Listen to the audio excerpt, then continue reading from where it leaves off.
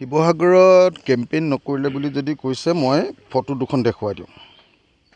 হিমন্ত বিশ্ব শৰ্মাই কেম্পেইন কৰিলে নে নাই? মোৰ এগেইনষ্টত দুখন ডাঙৰ ডাঙৰ মিটিং কৰিছে, বিৰাট ডাঙৰ ডাঙৰ মিটিং। মোৰ এগেইনষ্টত যে উঠিছে কুশল দৰিক লগত লৈ একদম মানে টপটপাই আছে।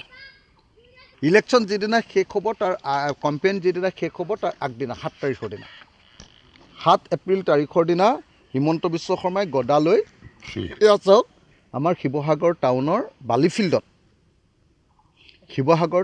বালিফিল্ডত এয়া মোৰ বিৰুদ্ধে কেম্পেইন কৰি আছে। আৰু মোৰ এগেইনষ্টত তেওঁ 10 ৰুমত মিটিং কৰিছে।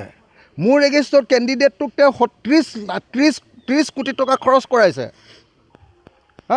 মই জিকাটো কি অপৰাধ নেকি? শিৱসাগৰৰ মানুহে মোক জিকালে। আপোনাৰ 2 নম্বৰী ৰাজনীতিৰ বিপৰীতে আপুনি তোলা হত্যাকাৰীজনক নিজিকাই মোক জিকাই দিলে। এইটো কি মোৰ দুখ নেকি? এতিয়া তাৰ কাৰণে আপোনাৰ পৰা মই সদায় এনেকৈ নিন্দা খাই থাকিব লাগিব নেকি? মই হ'লো অসমৰ আটাইতকৈ কলিজা থকা মানুহ, ভয় নকৰা দৃঢ় মানুহ।